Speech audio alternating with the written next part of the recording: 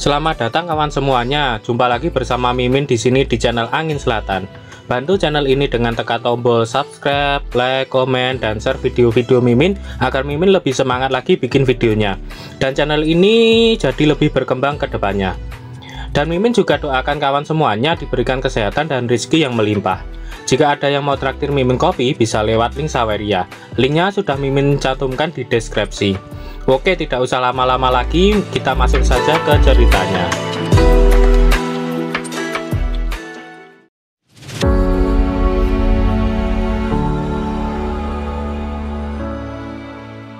Setelah berhasil memukul Raja Kera hingga menghancurkan tanah di bawahnya, Changji terjatuh hingga ke bawah jurang.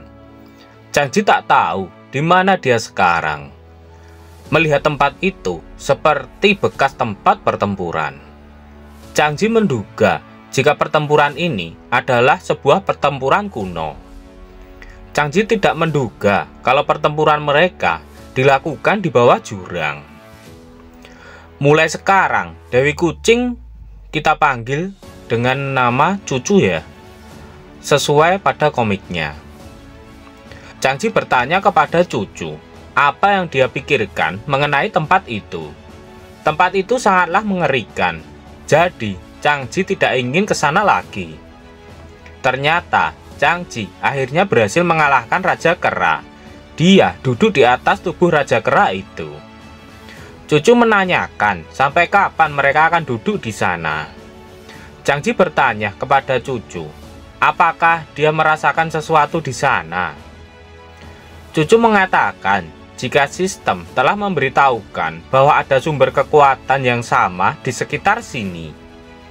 Sembari mengingat tentang sistemnya, Changji bertanya-tanya sumber apakah itu. Kemudian Changji ingat kalau sistemnya masih banyak yang terkunci, dan cara untuk membukanya hanyalah dengan sumber kekuatan tersebut. Tiba-tiba dari arah lain mulai terlihat aliran energi yang membawa angin hingga berembus ke arah Changji. Sembari menahan tekanan angin yang sangat kuat ke arahnya, Changji berkata, "Hah? Apakah itu musuh lain? Oh, ayo beri aku waktu untuk istirahat. Dan apakah itu serangan udara? Dari mana itu berasal?" Cucu memberitahukan meskipun kekuatannya tidak begitu kuat, tapi sumber kekuatannya sama persis yang diberitahukan oleh sistem. Dan bukan hanya itu saja, kalau Changji bisa menghabisi musuh itu, Changji akan mendapatkan banyak harta. Tapi saat ini Changji hanya bisa menyerangnya hanya dengan teknik ledakan angin. Tapi Changji tidak bisa menahan serangan dari monster itu. Jadi Cucu memperingatkan Changji untuk berhati-hati. Dan terlihatlah sesosok monster dengan taring yang tajam dan meraung keras. Dan efeknya dapat menghempaskan Changji. Setelah mengetahui monster itu, Changji mulai mengeluh kenapa dia harus menghabisi monster seperti itu hanya untuk mendapatkan harta. Dan juga kenapa dia harus teriseka ke dunia yang aneh ini. Kenapa bukan kehidupan bangsawan yang mewah dan megah? Namun setelah efeknya sudah habis, Changji mulai terjatuh dari atas. Beberapa saat kemudian, Changji pun terbangun dari pingsannya. Yang dia lihat pertama kali setelah dia bangun adalah wujud Cucu dalam bentuk manusianya. Changji berpikir, apakah benar yang berada di hadapannya saat ini adalah Cucu? Jika benar, berarti dia telah berubah. Cucu khawatir dengan keadaan Changji. Namun Changji sama sekali tidak mendengar apapun yang Cucu katakan. Tak lama kemudian, kesadaran Changji pun mulai memudar. Ternyata kejadian tadi cuma mimpi yang dialami oleh Changji. Changji dibangunkan oleh Cucu dengan cara ditampar wajahnya berkali-kali. Changji kesal karena Cucu melakukan itu padanya.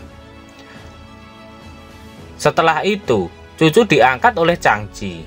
Cucu mengatakan jika untung saja Changji bangun. Kalau tidak, dia akan menggunakan cakarnya untuk membangunkan Changji. Itu bukan cara membangunkan seseorang, melainkan menghabisi seorang. Dasar kucing jahat, ucap Changji yang merasa kesal atas apa yang cucu lakukan padanya. Dalam hati Changji, aku masih tidak bisa membayangkan bahwa wanita cantik itu dan cucu adalah orang yang sama. Karena dia tidak tahu di mana mereka sekarang, Changji bertanya kepada cucu, di manakah mereka sekarang ini. Dalam hati Changji, meskipun serangan monster tadi tidaklah kuat, tapi kalau tubuhku tidak kuat, aku akan pecah menjadi beberapa bagian. Apakah aku ini hoki, ataukah aku memang kuat ya? Namun dengan santainya, cucu mengatakan jika dia tidak tahu sama sekali di mana mereka sekarang. Cucu menyarankan kepada Changji agar mereka menemukan kota Xianshan terlebih dahulu. Karena cucu tak bisa diandalkan, jadi Changji akan bertanya kepada seseorang jika dia berpapasan dengan orang lain. Beberapa saat kemudian, Changji sudah berjalan cukup jauh, namun sama sekali belum menemukan sebuah kota ataupun berpapasan dengan seseorang. Padahal dia sudah sangat kelelahan. Cucu mengatakan kalau dia lupa jika menggunakan kekuatan yang berlebihan akan membutuhkan banyak energi, dan energi adalah makanan. Aku sangat lapar sekarang, ucap cucu dengan lemasnya. Diam cucu, aku terlalu lapar untuk bicara denganmu, meskipun itu dalam pikiran. Karena terlalu lapar, sampai-sampai Changji tak bisa melihat ada batu di depannya, sehingga dia tersandung dan terjatuh. Saat telinganya masih menyentuh tanah, Changji dapat mendengar suara langkah kaki. Changji bertanya, apakah itu adalah langkah kaki cucu? Namun tentu saja bukan, sebab cucu saat ini sedang tidak punya tenaga untuk berdiri. Tak lama kemudian, Changji mendengar suara lonceng, dan suara itu semakin mendekat padanya. Dan yang mendekat itu adalah seorang kakek tua dan seekor sapi. Bahkan ada juga seorang gadis kecil yang menaiki sapi di atasnya. Gadis itu menunjukkan kepada kakeknya jika ada seorang yang tertidur di jalan. Iya, aku melihatnya. Kalau dilihat dari pakaiannya, dia pasti adalah orang yang sangat kaya raya, ucap kakek tua itu. Kakek, apakah dia sudah meninggal? Apakah kita akan menguburnya juga? Tanya gadis itu. Dengan sisa-sisa tenaganya, Changji mengatakan agar gadis kecil itu tidak banyak bicara lagi dan langsung cepat membantunya. Gadis kecil itu pun menyuruh Changji untuk sabar, atau dia nanti akan cepat meninggal. Dan gadis kecil itu pun menyuruh Changji untuk berdoa sebelum dia meninggal. Dalam hati Changji, orang tua yang menyelamatkanku di jalan tadi bernama Li Dali. Beliau dan cucu perempuannya Lieran hidup di desa Li Jijun. Li Dali kehilangan menantu laki-laki dan perempuannya tepat setahun lalu dalam sebuah kecelakaan. Walaupun hidup dalam kekurangan, namun mereka dengan senang hati menolong dan membagi makanan mereka kepada orang lain. Kakek Li Dali menyuruh Changji untuk segera memakan bakpaonya dan harus makan sebanyak-banyaknya. Setelah makan, cucu merasa sangat kenyang hingga perutnya membesar. Dalam hati Changji, tampaknya keadaan kesehatanku dapat mempengaruhi cucu, juga yang notabene sejak awal jiwanya terikat ke sistem.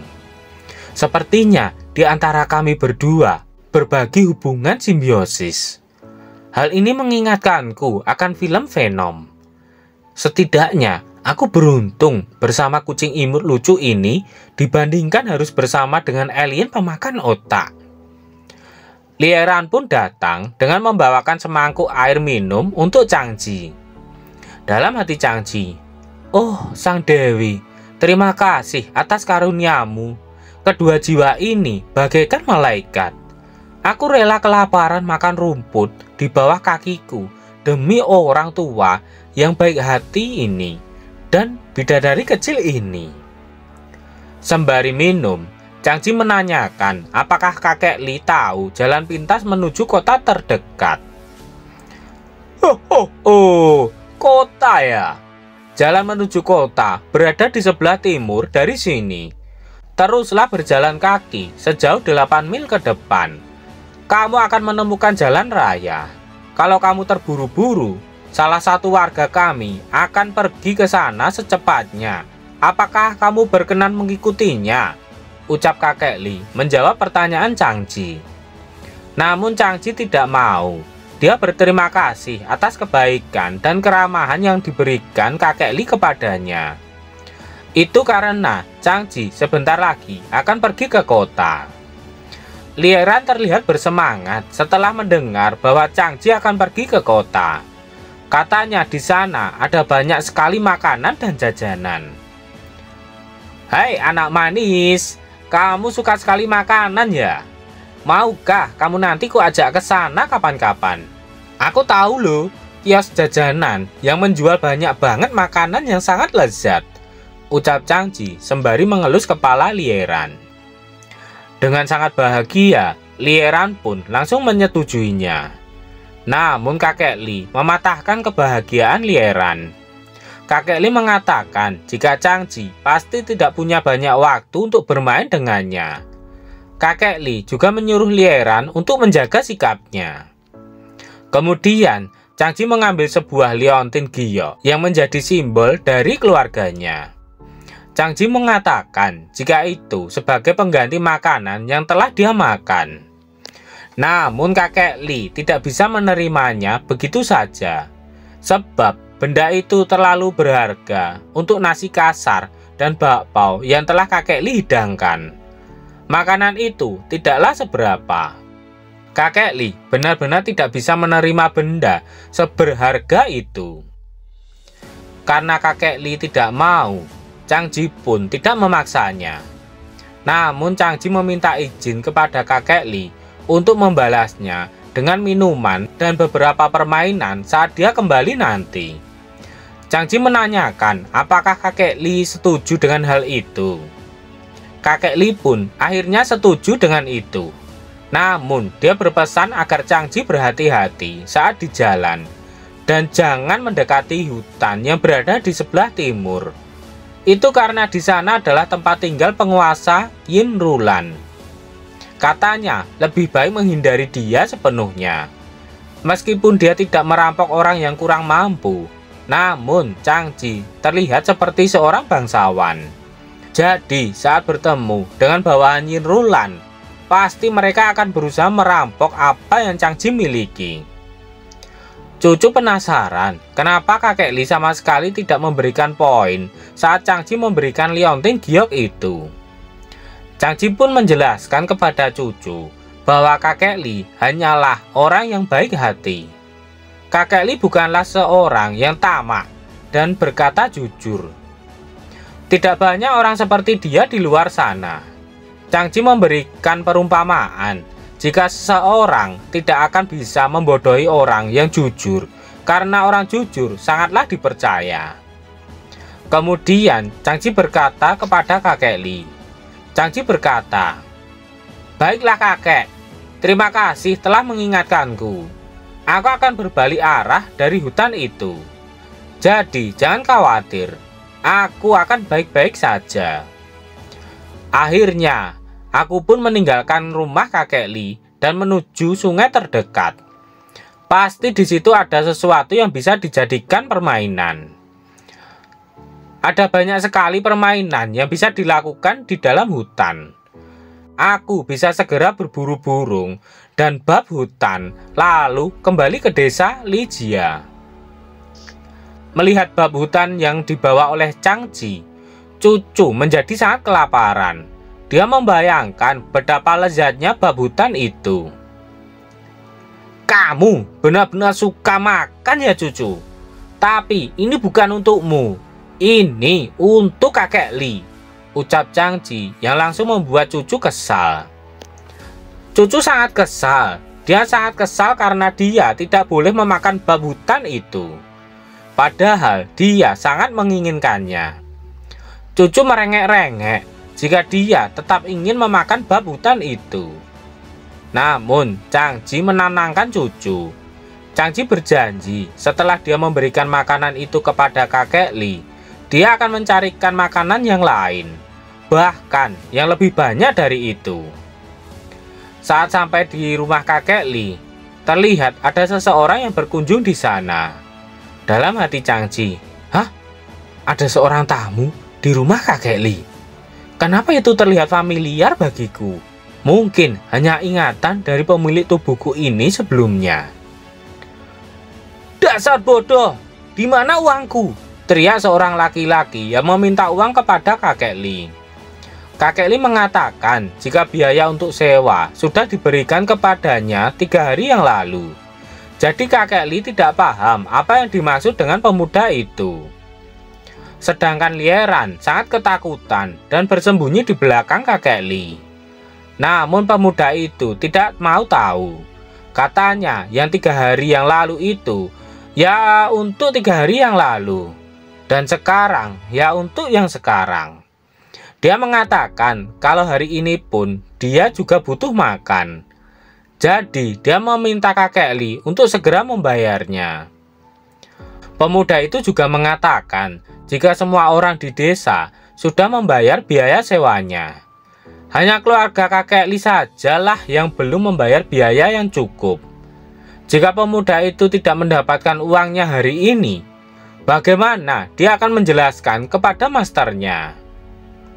Dengan berat hati, akhirnya kakek Li memberikan sisa uang yang dia miliki. Namun pemuda itu tidak percaya jika hanya itu saja yang kakek Li miliki. Pemuda itu mengatakan jika semakin tua usia seseorang, maka semakin rajinlah orang itu. Pemuda itu terus memaksa kakek Li untuk membayarnya. Dan jika kakek Li tidak membayarnya hari ini juga, dia mengancam akan membereskan tempat ini. Sembari mengangkat Lieran, pemuda itu mengatakan jika kakek Li juga bisa menukar pembayaran sewa dengan cucunya itu. Sebagai seorang gadis seusianya, Lieran terlihat cukup cantik dan menawan. Jadi dia bisa menjualnya di tempat enak-enak. Pemuda itu yakin akan banyak uang yang akan dia dapatkan dari tempat enak-enak. Sekali lagi, pemuda itu memberikan pilihan kepada kakek Li. Apakah kakek Li akan membayar ataukah akan menyerahkan cucunya sebagai ganti pembayaran dan akan mereka jual di tempat enak-enak. Lieran pun berteriak meminta untuk dilepaskan.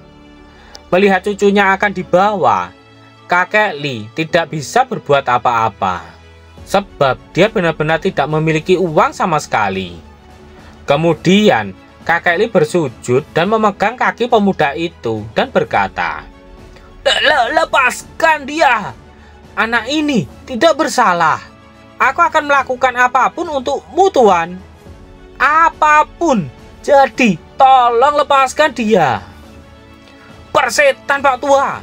teriak pemuda itu sembari menendang kakek Li hingga terpental ke belakang dan mengeluarkan cairan merah dari mulutnya. Lieran hanya bisa menangis saja melihat kakeknya berjuang untuk menyelamatkan dirinya. Namun Lieran tak mau menyerah begitu saja. Dia menggigit tangan orang itu sehingga orang itu melemparkan Lieran ke lantai. Lieran langsung mendatangi kakeknya dan menanyakan keadaan kakeknya sekarang. Tak menjawab apa yang ditanyakan oleh Lieran, dengan suara yang lirih karena menahan rasa sakitnya, kakek Li mengatakan agar Lieran segera meninggalkan tempat itu. Kakek Li menyuruh lari sekencang mungkin dan jangan sampai tertangkap. Namun Lieran tidak mau meninggalkan kakeknya sendirian di sana. "Cih! Sejak awal, Pak Tua ini ingin mati. Cepat habisi dia dan bawa gadis itu setelah kau menghabisi Pak Tua bodoh itu," Kita akan menjual dia untuk mengganti uang yang aku pakai. Uang hasil menjual gadis itu akan kita pakai untuk membayar kepada master, ucap pemuda itu. Anak buah pemuda itu langsung bersiap melakukan perintahnya. Dia sudah berdiri dan menyiapkan pukulannya. Namun sebelum dia bereaksi, terlebih dahulu ada sebuah bogem mentah yang mendarat di pipinya. Dan pukulan itu langsung melemparkan dia sampai tertancap di tembok rumahnya. Bahkan hingga temboknya retak dan hampir hancur. Tak akan kubiarkan tanganmu menyentuh kakek Li dan Lieran, ucap Chang Ji yang datang tepat pada waktunya. Apakah yang akan terjadi selanjutnya? Nantikan kelanjutannya di part berikutnya. Sekian dulu video Mimin hari ini. Tulis di kolom komentar bila ada kritik dan saran, supaya kedepannya channel ini jauh lebih baik. Sekian dulu, see you next time.